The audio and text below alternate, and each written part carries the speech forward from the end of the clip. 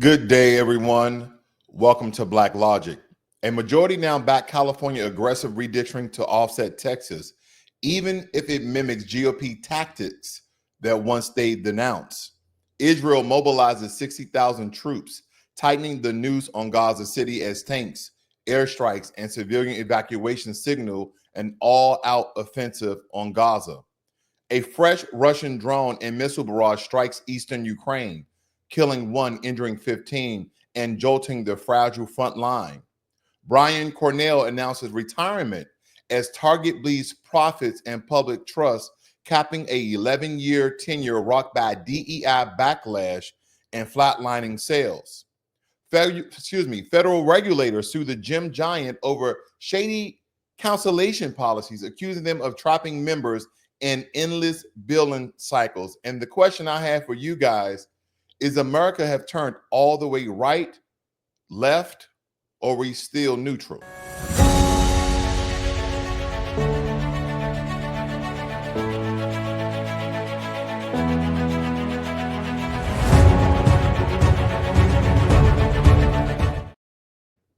So you thought that Democrats hated gerrymandering.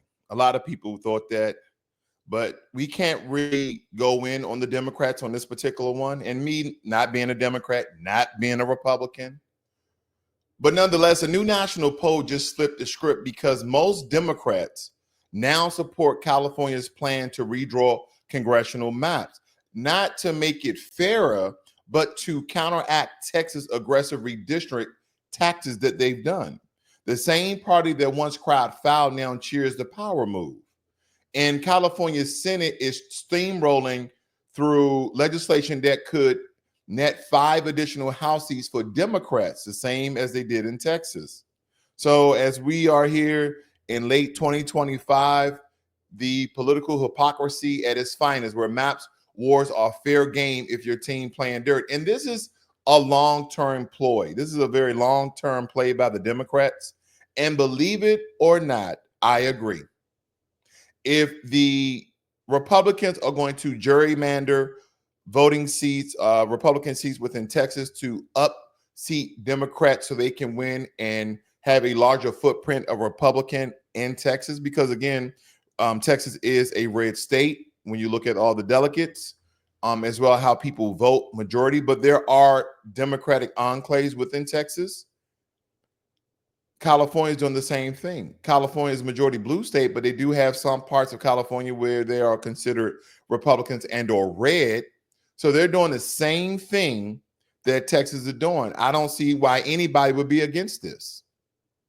See, this is what I was referring to, not aligning yourself with political parties, because if you are Republican, you're going to give excuse why California shouldn't do it. Look at all the homelessness. Look at it, the prices are so high. You're going to go into that particular rant, and then vice versa. How property tax in certain states and red states are more expensive. How people in, like, take for instance Mississippi. When you look at the total population of Mississippi, how many people live in poverty? But you sent your National Guard to assist Donald Trump in the, in my opinion, the martial law of DC. I digress. But as I look at these very stark differences between the mindset, ideology, and actions of red versus blue, the American people always lose. Now, some places may be in better shape than others, but for the long haul, when we have governments, we have politicians doing whatever the hell they want to do and not even really trying to win your vote, right? They're just basically garnering electoral stance within certain districts because traditionally that is how those people vote. But I do, in some regards, applaud the Democrats for at least fighting back and not taking the sitting down, because, hey, if Texas can do it, so can California. If Governor Abbott can do it, so can Governor Gavin Newsom. So again, I applaud them in this regard. And Barack Obama, out of all people, had to chime in on this. Of course, he can't stay out of the limelight. He says, over the long term, we shouldn't have political gerrymandering in America. Just a fair fight between Republicans and Democrats based on who's got better ideas. And I agree with President Barack Obama. But since Texas is taking direction from a partisan White House and gerrymandering in the middle of a decade to try and maintain the House despite their unpopular policies, I have tremendous respect for how Governor Newsom have approached this. He's put forward a smart, measured approach in California designed to address a very particular problem at a very particular moment in time. At the NDRC, it says we're grateful to President Barack Obama for being in this fight with us and supporting our mission. California is advancing a process that gives voters the final say on implementing new maps. And as I show you this graphic here, it states that Election Rigging Response Act, because they're really trying to stop it, especially in California. And I believe all states should do this. Red, blue, purple, in between. I believe that they all should do this. But again, I agree with Governor Gavin Newsom as well as former President Barack Obama. I do. I don't agree with them much, believe it or not. I do not agree with them with a lot of things they've done. And they were talking about unpopular policies. That's what President Barack Obama stated, unpopular policies. Some of the policies that the conservatives have put in place under the Trump administration has been pretty good. Some of the policies I actually agree with. Some of the business policies, I'm still indifferent about the tariffs, the immigration policies, and some of the things that are occurring there. Not all of the policies are bad. Now, when it comes to the one big, beautiful, as Elon Musk would say, the one big, beautiful abomination, ugly bill, there's some things in the bill that are beneficial to America and Americans, and then there's some things that are detrimental to America and Americans. So I'm kind of 50-50 on that one as well. So I don't believe that it's all bad. Now, a ground war is no longer looming. It's loading because the IDF have ramped up bombardment across Gaza City, especially in neighborhoods like Sabra and Tafuf, and chilling escalation. Israel called up an additional 60,000 reservists and gave evacuation warnings to civilians still sheltering in the area. And their goal here, folks, is to capture and occupy Gaza City, which they stated is a Hamas stronghold and now a humanitarian disaster zone. And this comes even as Hamas reportedly agreed to a ceasefire deal, but Israel is pressuring forward, citing military necessity over diplomacy. And as you kind of comb through a lot of these stories, Hamas is willing to basically go away if they do not try to occupy Gaza City. Because the city right now is surrounded and the people are stranded. We're talking about almost 2 million people. And they're stating that there's still roughly 5,000 to 10,000 Hamas fighters in the area. So you're going to occupy and displace. First of all, you want to occupy a city and displace 2 million people based upon 10,000 people. And again, the entire, Gaza Strip, the region of Gaza is destroyed. And you're talking about rebuilding and putting townhouses and condos and beachfront property. Civilians in Gaza City face a very terrifying choice here, guys. They stay and risk death or flee into a war zone with entire neighborhoods under siege. And aid workers warn of a catastrophic humanitarian crisis. Hamas has already, reported agreed to a ceasefire. But Israel isn't waiting, and the world watches horrified as one of the most densely populated places on earth becomes a battlefield. That is what's going on currently in Gaza. And I don't know if you guys are familiar with the West Bank. That's also part of the Palestinian state or the Palestinian region. Okay. Even though America doesn't recognize, from a governmental standpoint, doesn't recognize Palestine as a statehood or as a country, even though there's Palestinians and they have flags and they have government officials. I digress. But some European nations stating that in this upcoming, or did it already occur? I'll have to check on that for you guys. If that UN meeting occurred, that they recognize Palestine as a statehood. And here's something else. Benjamin Netanyahu is on a mission to seize the Middle East, people are stating. Because he's not only going in to occupy Gaza, he is also making moves on the West Bank, no less. When South Africa brought the charge of genocide against Israel at the International Court of Justice, the court gave Israel 9 months to present its rebuttal. That expired at the end of July. The panel of 17 judges accepted Israel's argument that it needed more time to prepare its case because of issues in South Africa's case. So now you have a country that is far less powerful than Israel, because the reason why Israel is powerful as it is because it has the backing of the American government. But you have South Africa calling foul of genocide in Gaza.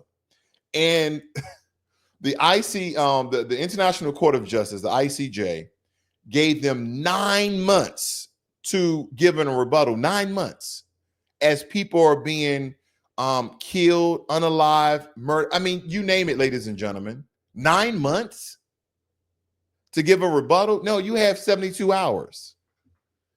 You better use Chat GPT, Claude AI. You better use Gronk. You better use Gemini. You can get 9 months to come up with a rebuttal. And Israel just ignored it. Now, it stated that, let me blow this up for you guys.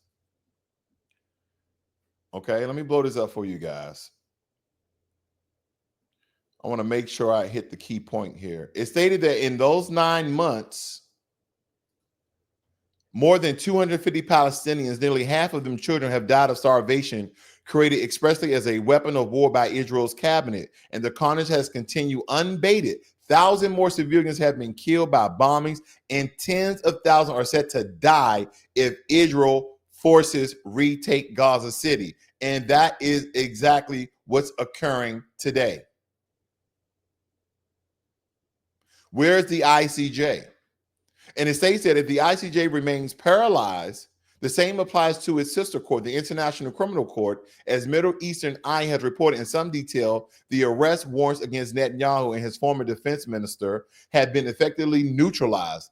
This was by means of an organized and orchestrated campaign of vilification that forced the British chief prosecutor, Carmen Khan, to take leave pending the outcome of an external investigation to accusations of sexual assault allegations of Khan regularly denies. So they got all these things occurring. But no one is stepping in and stating that what Israel is doing in Gaza and the West Bank, again, I want to bring attention to the West Bank. Israel is forming a fine line of divide in the West Bank and expanding their territory. Ladies and gentlemen, what we're seeing here now, listen, I'm not pro or against Israel. I'm not anti-Semitic. You got to say these things because that's what people think when you start speaking on this historical facts and the information that is presented in front of you. They are expanding their territory like they have done in the past. And essentially because Palestine is not recognized by the UN as of yet. And again, I may look that up for you guys. Israel is continuing to expand their landmass and pretty much look like in the next 10 years or so, there will be no Palestine. It will only be Israel with a large population of Palestinians within the region. That is the kind of the way that I'm looking at this. And I again, as I stated, instead of just waiting, ladies and gentlemen, I'm going to try to see if that meeting occurred where the UN has started recognizing Palestine as a state. And this has been going on for quite some time. I want you guys to look at this. Western nations are taking a key step toward a two-state solution. They've been trying to do this for a very long time. As I told you guys, the UN had a partition plan of making the state of Palestine a two-state solution, and it has not worked. They've been at conflict and battles and wars for a very long time. Here's the problem right here. France, Britain, Canada, Australia, and Malta all say they are preparing to recognize, preparing to recognize a state of Palestine at the upcoming United Nations General Assembly in September. Okay, I thought this was going to occur in August, but it's in September. By that time, Israel will have already been occupying Gaza. as they have in the West Bank. They stated that they would join another 147 UN countries that already do so. In some senses, the move is symbolic. It will not change the realities on the ground in the Middle East, at least not in the short term, but it is a major step nonetheless. And here's the thing. Have an emergency meeting before then. As the ground offenses of the IDF is occurring right now, it states that no Israeli-Palestinian peace process is currently underway, because there isn't. The countries pledging recognition is noted in their statements. This is because Israel refuses to speak with diplomatic representative of the Palestinian people. The Palestine Liberation Organization. In effect, Israel has held the PLO and its subsidiaries, the Palestinian Authority in the West Bank, and the Fatah political party responsible for the actions of all Palestinians, including the PLO's extremist arch rival Hamas. So they're saying you guys are the reason why Hamas are doing the things that they're doing. I wonder if we ever could say that white supremacist neo-Nazi groups in America, that we shall hold the United States at fault for allowing those guys to exist and or operate. That is the same thing that Israel is doing when it comes to the PLO. The United States, for its part, has never had a bilateral relationship with the Palestinians. You know why? Because America does not recognize Palestine as a statehood, as a country, as a sovereign nation. They don't. President Trump said it himself. And there's a lot of people, okay, on the right, quote unquote, Republicans and social media influencers that agree with President Trump. There's there's some, very few on the left also agree with President Trump. But for the vast majority of the world, people are recognizing the Palestinian people, the Palestinian region, and the Palestinian statehood. Why hasn't the UN called for an emergency meeting with these so-called Western nations that will recognize Palestine as a statehood and render UN troops to stop the onslaught of the occupying and senseless killing of Palestinians? I'm just asking questions because I'm not that smart when it comes to politics. Someone will probably tell me there's no so-called emergency UN meeting. I would beg to differ. I would beg to differ, ladies and gentlemen. This is absolutely crazy, and it's happening in modern day times. Let me move on. I don't want to stay here too long because I have a little bit more to cover here. Because Eastern Ukraine takes another brutal hit, and Putin isn't slowing down. Russia unleashed a massive drone and missile attack on Ukraine, killing at least one person and injuring 15 others. Now, the strike targeted both military installations and civilian infrastructure in the Donetsk region, intensifying global calls for increased defense and aid to Kiev. And the frequency and scale of these attacks underscore a very chilling reality. Putin's war is grinding on with no clear end in sight. And again, he's already informed President Zelensky of Ukraine there's two things you can do to stop this war. And he's also reverberated these same sentiments to President Trump to garner this ceasefire between Ukraine and Russia. First and foremost, you give back Crimea that we gave to you out of the kindness of our heart. We want Crimea back. And that you agree on paper that you will never, ever join NATO. Because again, initially, Crimea, I think, which is a peninsula, actually belongs originally to Russia. But I think back in 1953, I could be off a year or two, gave Crimea to Ukraine when the Soviet Union divided, when the Soviet Union broke up. So again, Crimea does belong to Ukraine legally, but now President Putin said we want Crimea back. And we want you guys not to join NATO. So in order to stop this war, and listen, as these so-called ceasefire and peace talks are occurring between Ukraine, America, and Russia, and again, America being the intermediary, being the mediator with this, Russia is still attacking Ukraine, ladies and gentlemen.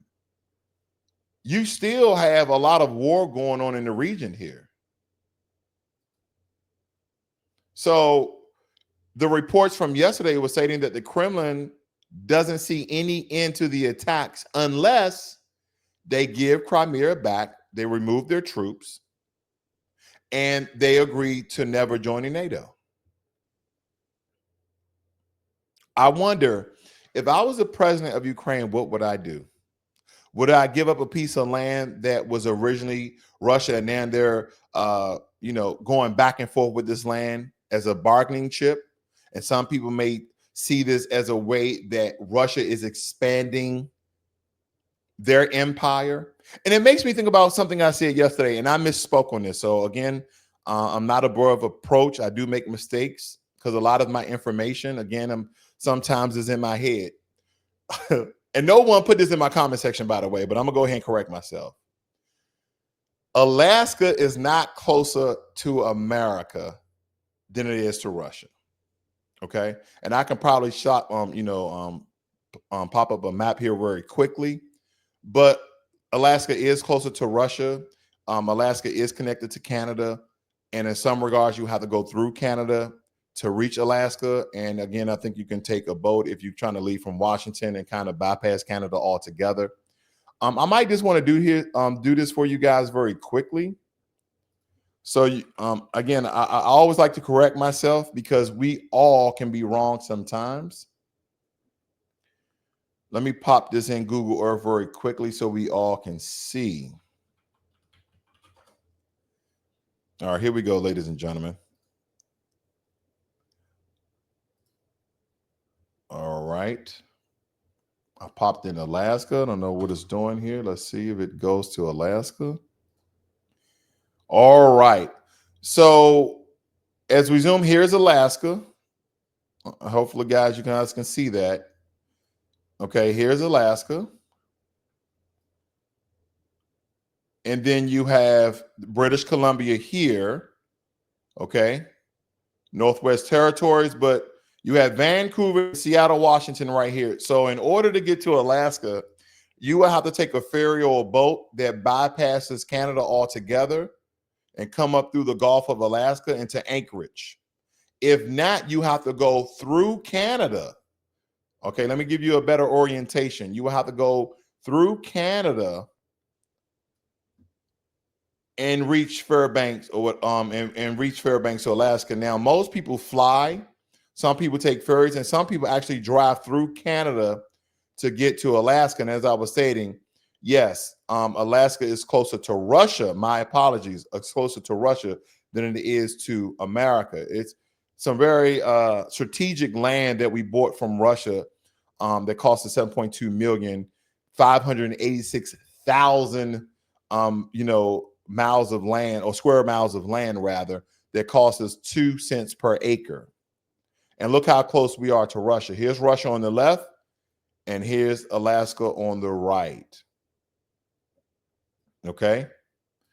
Right here, you see Tent City, York on the bridge, and then you go right into Russia. Now, I wonder where Sarah Palin lived at, where she can see Russia from her patio.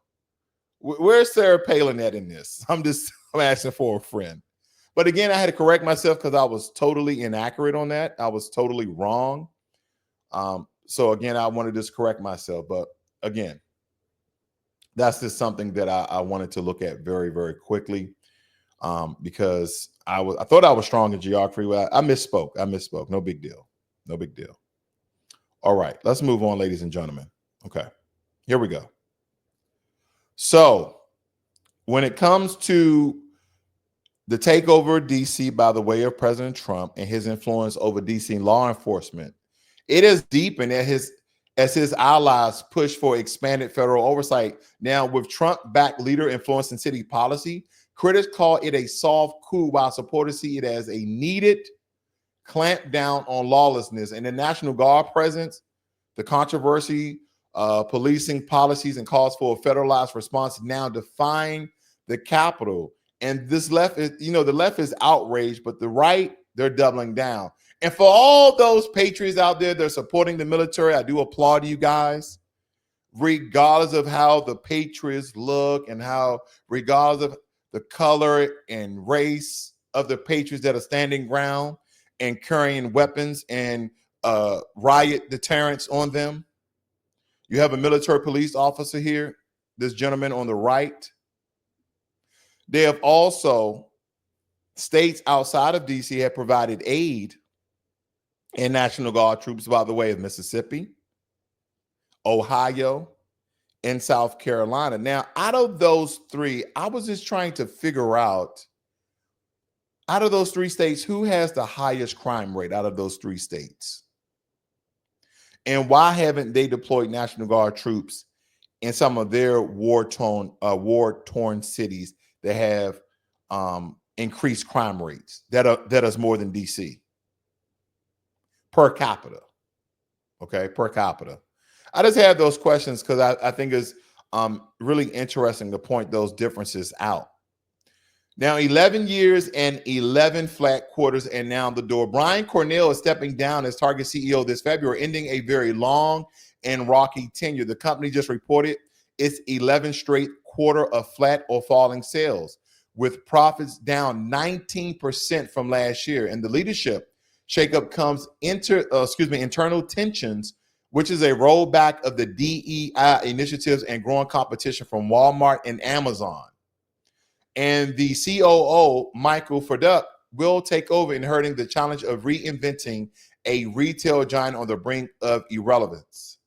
Now, we can kind of blame this on DEI. That would be the emotional response. But the truth of the matter is, we're talking about the CEO, Brian Cornell, has been in place 11 years. And the sales for Target has either been flat or falling in 11 years. And DEI pushed it over the top. We're talking about $12 billion in loss.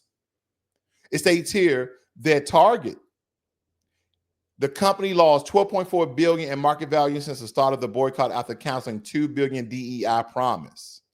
And this is reported by the Black Millionaires. It stated that, again, Target has seen its market value shrink by $12.4 billion following a boycott that's erupted after the retailer scaled back its diversity, equity, and inclusion. And the decline, which hit hard in late February 2025, coincident with a steep drop in the company's stock price. The boycott, driven primarily by Black community leaders and shoppers, is being compared to historic efforts like the Montgomery bus boycott for its scale and influence. And I applaud the show of power and force by utilizing Black economics to show America what they potentially could be facing. But this is for the wrong reason, in my opinion. I know. Again, ladies and gentlemen, they did this because the counseling of $2 billion in DEI initiatives. I totally disagree.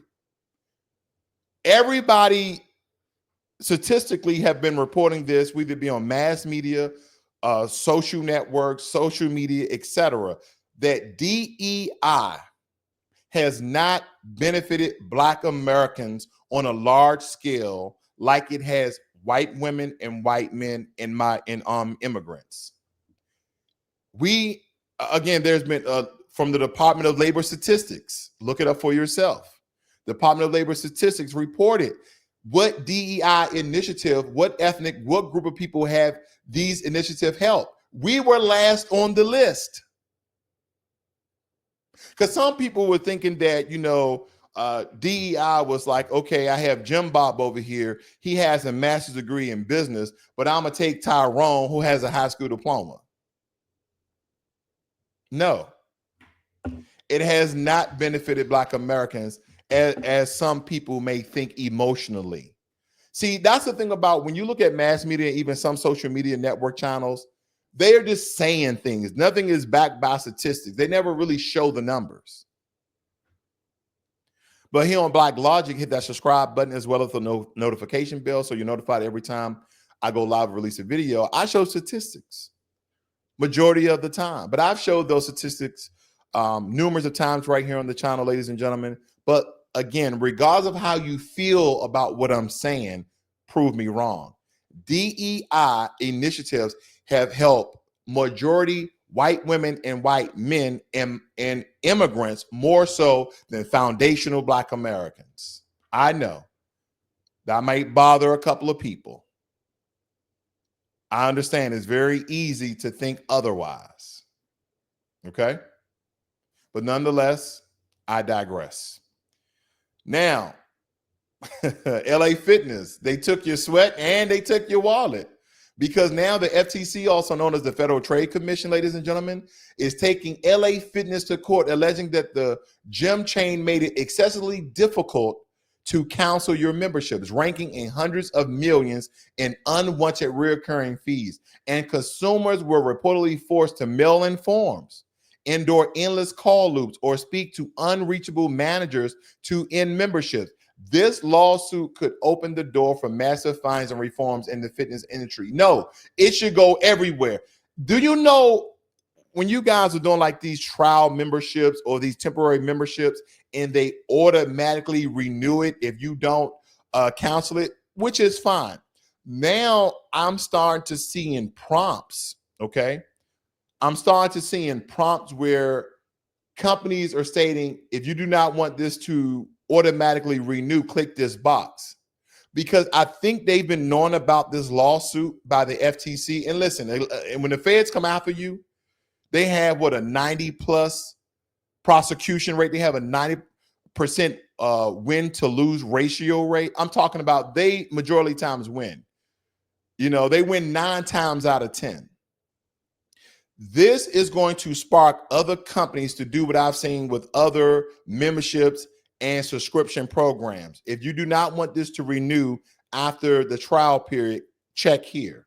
And that is what all of them do. Because some of us, we just do the trial period because we may need our program, we may need our software. We just want to watch that show. Okay, we're going to binge watch it. And sometimes when they release those shows weekly, they do that so you can sign up for their membership. You can sign up for their subscription. So what I do is I look at when the season starts and when the season ends, and then I sign up for the trial and I binge watch it and then I cancel it. And I've had, different memberships depending on what I'm doing on social media, on different programs I use, and they make it very, very freaking difficult for you to cancel your membership. Oh, click here. First, you have to find it. You got to go to the little gear logo, and you got to click this and you got to click that. Then you got to go here. And next thing you know, they say, well, send us an email or call this number. And then when you call the number, you're on hold forever. It's like they are purposely trying to deter you from canceling your membership. Oh, you know what? Email us this form, download this form, print it out. Why can't I email it? We're talking about this is 2025. Why can't I email this cancellation form to cancel my subscription, to cancel my membership? Why can't I email this form? As a matter of fact, why am I emailing a form? Why am I mailing in a form? Why can't I just go into LA Fitness? Why can't I go into Crunch? Why can't I go into any establishment and cancel my membership? When I joined the club, I came right here to join it. You mean to tell me that I can join and I can sign up for a subscription online through digital prompts, right? Clicking here, putting my information in, my address, my credit card information, yada, yada, yada. Then when I want to cancel, I got to call you, but I didn't have to call you to sign up. Oh, when I cancel, I have to mail in a form. Oh, when I cancel, I have to be on hold for an hour. All of this is fraudulent. All of these are psychological tricks to have you to hang up, I'll call tomorrow. And then tomorrow becomes a week, and week becomes a month. And now you pay for another month. So you get back on the call and it all happens again. How do I know this? Because it's happened to me. I can't tell you what particular company, because I've had many subscriptions and trial and memberships, and either I forgot. But now what I do is take, for instance, the trial is 7 days. The trial is 3 days. I always set a reminder, or a services that I maybe want to use temporarily, like for 3 or 6 months. I go on my calendar and I make reminders for myself to cancel it a day before it takes place. Again, that's a good trick that you guys can do. But yeah, they should crack down on every single entity, every single business, every single trial, every single membership. That there should be a some sort of toggle or prompt that if you do not want this to renew after the trial period, click here. That's what should absolutely happen. You guys have a great and wonderful day. This is Black Logic.